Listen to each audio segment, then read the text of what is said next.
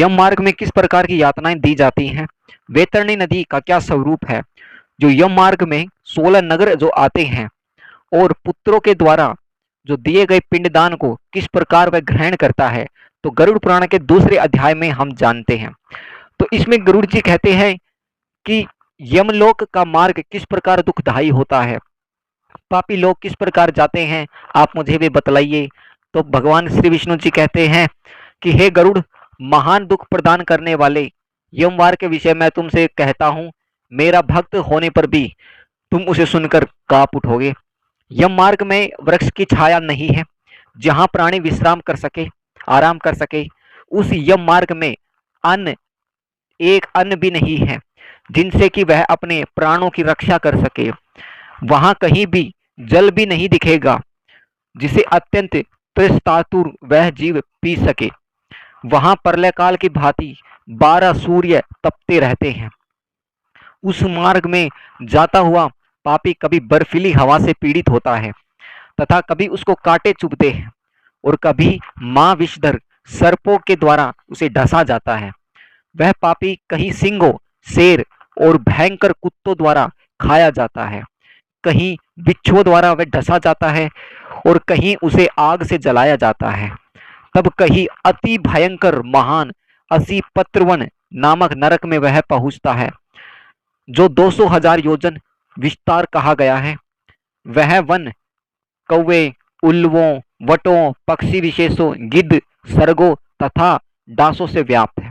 उसमें चारों ओर दवाग्नि व्याप्त है। असी पत्र के पत्तों से वह जीव उस वन में छिन्न भिन्न हो जाता है। कहीं अंधे कुएं में गिरता है तो कहीं विकट पर्वत से गिरता है, कहीं छुरे की धार पर वह चलता है तो कहीं किलों के ऊपर वह चलता है, कहीं घने अंधकार में वह गिरता है तो कहीं उग्र भय उत्पन्न करने वाले डराने वाले जल में गिरता है, कहीं झोंकों से भरे हुए कीचड़ में गिरता है तो कहीं जलते हुए कीचड़ में गिरता है, कहीं तपी हुई बालुका से व्याप्त और कहीं धधकते हुए ताम्रमय मार्ग और कहीं अंगार की राशि और कहीं अत्यधिक धुएं से भरा हुआ मार्ग पर उसे चलना पड़ता है। कहीं अंगार की वृष्टि होती है तो कहीं बिजली गिरने के साथ शिलावृष्टि होती है, कहीं रक्त की, कहीं शस्त्रों की, कहीं गर्म जल की वृष्टि होती है। वृष्टि होता है, वर्षा होती है, जैसे बारिश करना, ऐसे यहाँ पर उन सभी की वृष्टि होती है। कहीं खारा कीचड़ की वृष्टि होती है। मार्ग में कहीं गहरी खाई है, कहीं पर्वत शिखरों की चढ़ाई है और कहीं कंदराओं में प्रवेश करना पड़ता है।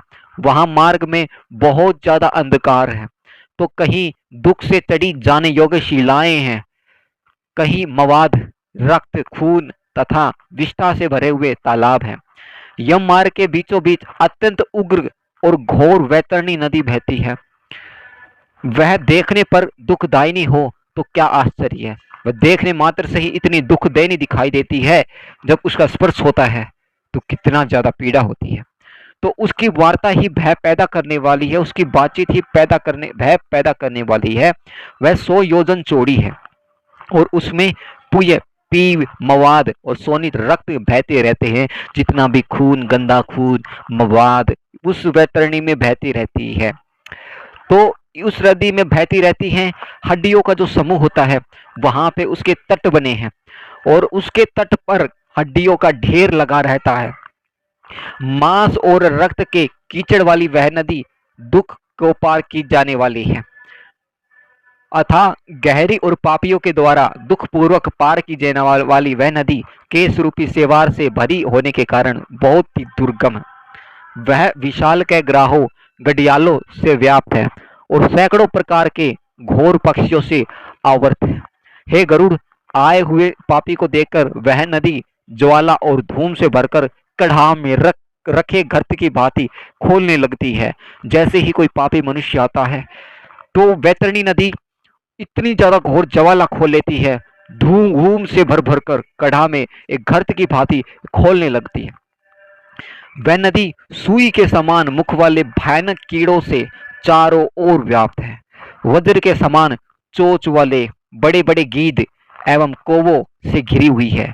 वह नदी शिशुमार, मगर, झोंक, मछली, कछुआ, तथा अन्य जो मांसभक्षी होते हैं जलचर जीवों से भरी रहती है वैतरणी नदी।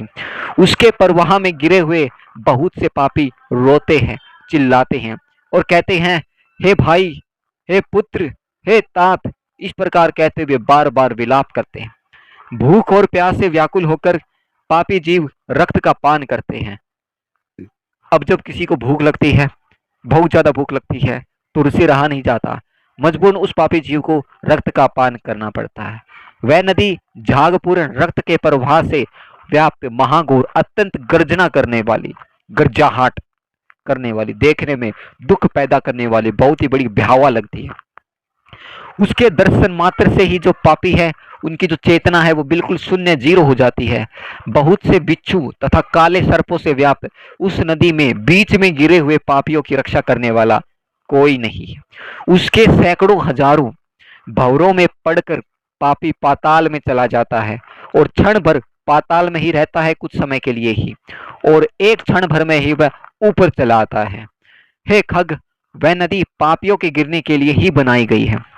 उसका पार नहीं दिखता है कहीं भी। वह अत्यंत दुखपूर्वक करने योग्य तथा बहुत ही ज्यादा दुख देने वाली है। इस प्रकार बहुत प्रकार के कलेशों से व्याप्त अत्यंत दुखप्रद यम मार्ग में रोते हैं, चिल्लाते हैं, दुखी पापी होते हैं। कुछ पापी पाश से बंधे होते हैं, कुछ अंकुश में फंसाकर खींचे जाते हैं और कुछ शस्त्र के अग्रभाग से पीठ पे छेदते हुए ले जाए जाते हैं। कुछ नाक के अग्रभाग में लगे हुए पास से और कुछ कान में लगे हुए पास से खींचे जाते हैं। ये जो नाक में डाल के और कान में डाल के वहां से खींचे जाते हैं उस नदी से। और कुछ कोवे हैं, कोवों से खींचे जाते हैं। हे पापी, वे पापी गर्दन, हाथ तथा पैर में जंजीर से बंधा हुआ तथा अपनी पीठ पर लोहे के भार को ढोता हुआ, अपनी पीठ पर लोहा का जो वजन है उस वजन को वह ढोता हुआ एकदम गधे की तरह वह मार्ग पर चलता है। अत्यंत घोर यमदूतों के द्वारा मद गरों से पीटा जाता है और वे मुख से रक्त वमन करता हुआ तथा वमन किए हुए रक्त को फिर से वह पीता हुआ जाता है। उस समय अपने दुष्कर्मों को सोचता हुआ वह प्राणी अत्यंत गलानी का अनुभव करता है, मैंने बहुत गलत किया, और अतीव दुखित होकर वह यमलोक को जाता है। इस प्रकार यम मार्ग में जाता हुआ वह मंदबुद्धि प्राणी हा पुत्र, हाँ पुत्र, इस प्रकार पुत्र और पुत्र को पुकारते हुए हाय हाय इस प्रकार विलाप करते हुए पश्चाताप की ज्वाला में जलता रहता है। वह विचार करता है कि महान पुण्य के संबंध से मनुष्य जन्म प्राप्त होता है, जो हमें कितने ज्यादा पुण्य करने पड़ते हैं, तब जाके हमें एक मनुष्य जन्म प्राप्त होता है। और उसे प्राप्त कर भी मैंने धर्म आचरण नहीं किया, मैं धर्म के मार्ग पर नहीं चला, ऐसा वो पापी जीव सोचता है। यह मैंने क्या किया? मैंने दान क्यों नहीं दिया? अग्नि में हवन क्यों नहीं किया? मैंने तपस्या क्यों नहीं की? देवताओं की पूजा मैंने क्यों नहीं की? विधि विधान से मैंने तीर्थ स्थानों की सेवा क्यों नहीं की? हे जीव, जो तुमने किया है अब तुम उसका फल भोगो। हे देई, तुमने ब्राह्मणों को पूजा ही नहीं, देव नदी गंगा का सहारा लिया ही नहीं, सत्पुरुषों की सेवा कभी की ही नहीं, कभी भी दूसरे का उपकार किया ही नहीं। इसलिए हे जीव, जो तुमने किया है अब उसी का फल तुम भोगो। मनुष्यों और पशु पक्षियों के लिए जलहीन प्रदेश में जलाशय का निर्माण किया नहीं। आप देखते हो गर्मी, अत्यंत भीषण गर्मी पड़ रही है, इसलिए आपको क्या चाहिए? एक घड़ा ले ले, पानी डाल ले, पक्षियों को दे दे, एक आपका धर्म जुड़ जाएगा। तो ऐसे जो मनुष्य हैं कभी पशु पक्षियों के लिए जलाशय का निर्माण नहीं किया, गौ और ब्राह्मणों की आजीविका के लिए थोड़ा सा भी प्रयास नहीं किया, गौशाला में थोड़ा दो रोटी नहीं दे सके, ब्राह्मणों को भोजन नहीं दे सके। इसलिए हे देई, तुमने जो किया अब उसी से अपना निर्वाह करो। तुमने नित्य दान किया ही नहीं है, गौओं के लिए दैनिक भरण पोषण की व्यवस्था ही की नहीं है, वेद और शास्त्रों के वचनों को प्रमाण को माना ही नहीं है। जो भी वेद में लिखी बातें, शास्त्रों में जो लिखी बातें हैं, तुमने उन बातों को नहीं माना है, नहीं माना उन वेद और शास्त्रों को। पुराणों को कभी तुमने सुना ही नहीं, विद्वानों की तुमने कभी पूजा ही की ही नहीं। इसलिए हे देई, जो तुमने किया है उन दुष्कर्मों के फल को अब तुम भोगो। नारी नारी जीव भी पश्चाताप करते हुए कहती है, मैंने पति की आज्ञा का पालन नहीं किया, पातिव्रत्य होकर धर्म का कभी पालन किया ही नहीं, गुरुजनों का गौरवोचित सम्मान कभी दिया नहीं, गुरुओं को मैंने कभी सम्मान नहीं दिया, अपने पति का की आज्ञा का कभी पालन नहीं किया, धर्म का कभी पालन नहीं किया। इसलिए हे दैन, जो अब तुमने किया है अब तुम उसका फल भोगो। धर्म की बुद्धि से एकमात्र पति की सेवा की नहीं और पति की मृत्यु हो जाने पर वहीं प्रवेश करके उसका अनुगमन किया ही नहीं, वेदव्य प्राप्त करके त्याग में जीवन व्यतीत किया नहीं। इसलिए हे देहीन, जैसा किया उसका फल भोगो। अर्थात जिस स्त्री का पति मर जाता है तो उस स्त्री को विधवा हो जाती है, तो उसको अपना सारा जीवन सब कुछ श्रृंगार वृंगार त्याग करके सिर्फ अपने भक्ति मार्ग पर ही चलना चाहिए, न कि कुसंगति और परपुरुष का प्रायण कर ये नहीं करना चाहिए। ठीक है, इससे बहुत बड़ी हानि होती है। इसलिए मास पर्यंत किए जाने उपवासों के साथ चांद्रियन व्रतों आदि सुविस्तृत नियमों के पालन से इस शरीर को सुखाया नहीं। अर्थात जो शास्त्रों में जो बताए गए व्रत है, जिसमें व्रत है एक चांद्रायण व्रत, या और भी तो जो व्रत आते हैं, जन्माष्टमी का व्रत हो गया, शिव जी के व्रत हो गए, हनुमान जी के व्रत हो गए, कृष्ण भगवान के व्रत हो गए, तो ऐसे एकादशी का व्रत हो गया, तो ऐसे व्रत हमें करने चाहिए। इससे हमें बहुत बड़ा धर्म लगता है, हमें अपने शरीर को सुखाना चाहिए थोड़ा। तो पूर्व जन्म की में किए हुए दुष्कर्मों से बहुत प्रकार के दुखों को प्राप्त करने के लिए नारी शरीर प्राप्त किया था। इस तरह बहुत प्रकार से वह विलाप करके पूर्व देह का स्मरण करता हुआ मेरा मानव जन्म शरीर कहाँ चला गया बार बार सोचता है, कहाँ गया मेरा वो शरीर। इस प्रकार चिल्लाता हुआ वह यम मार्ग में चलता है। इस प्रकार 17 दिन तक वह अकेले वायु वेग में चलते हुए 18वें दिन वह प्रेत सोमेपुर में जाता है, और उस रमणीय श्रेष्ठ सोमेपुर में प्रेतों का महान गण रहता है। वहां पुष्प भद्रा नदी और अत्यंत प्रिय दिखने वाला एक वट वृक्ष है।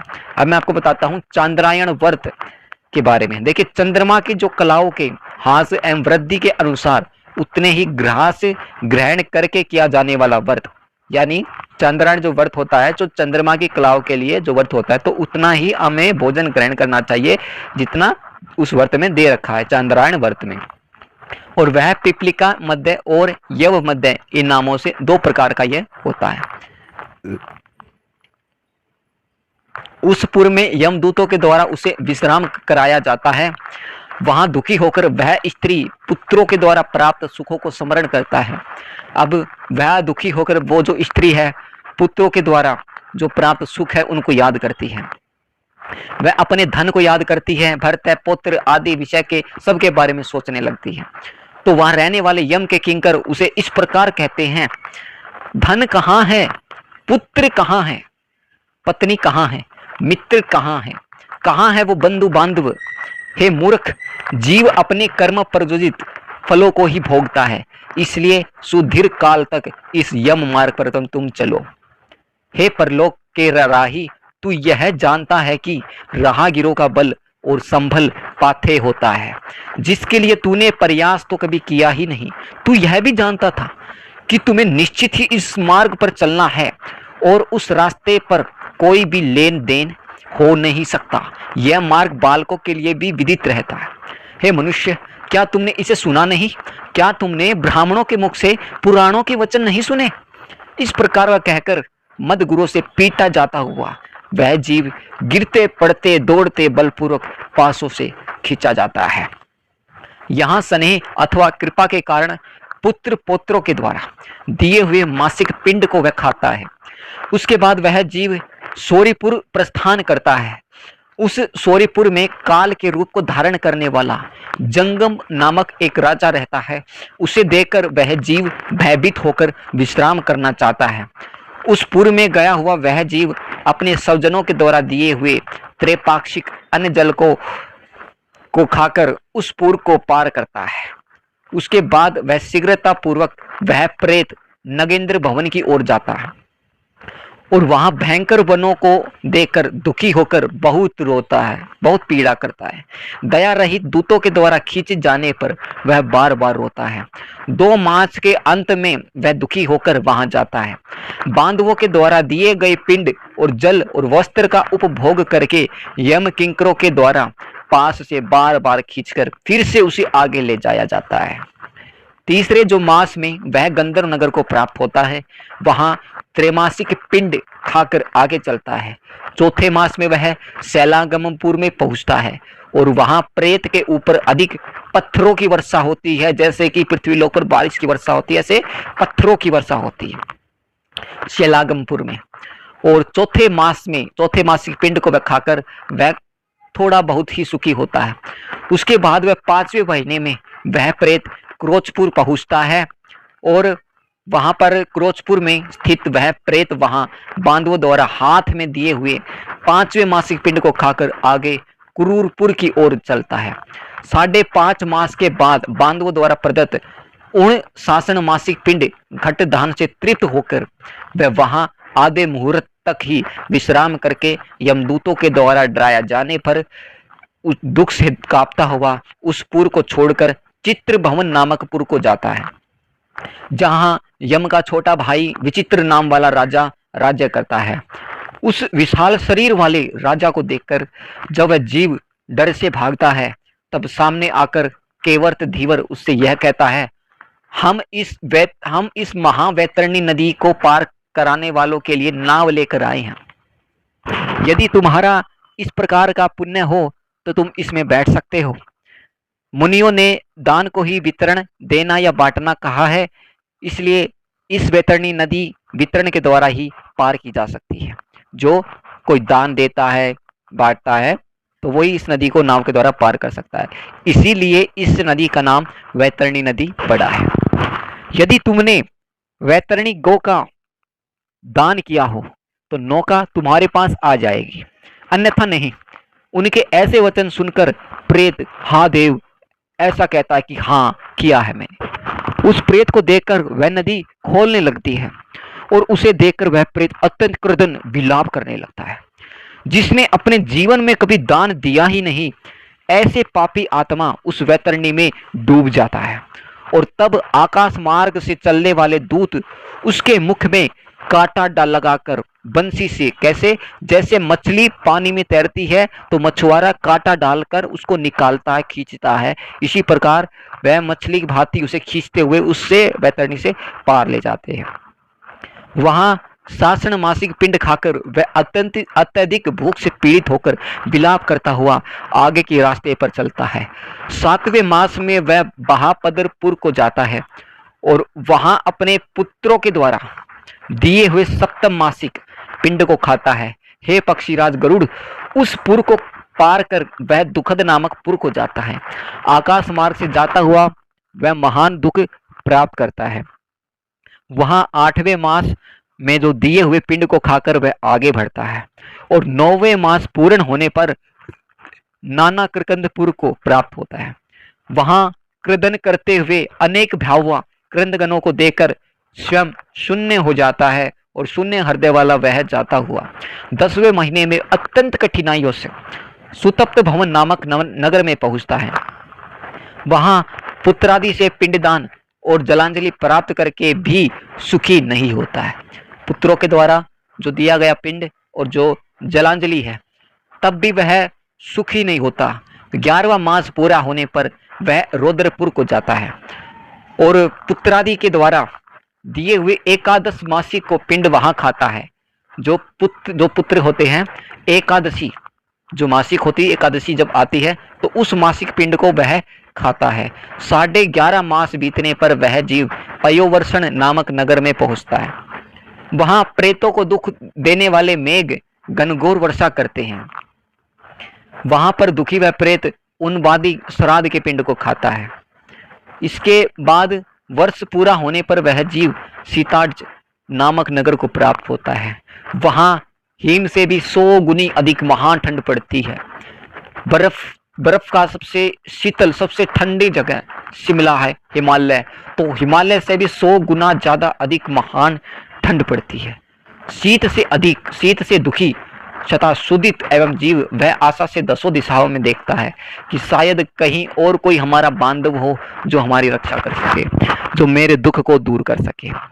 तब यम के दूत कहते हैं, तुम्हारा ऐसा पुण्य ही कहाँ है।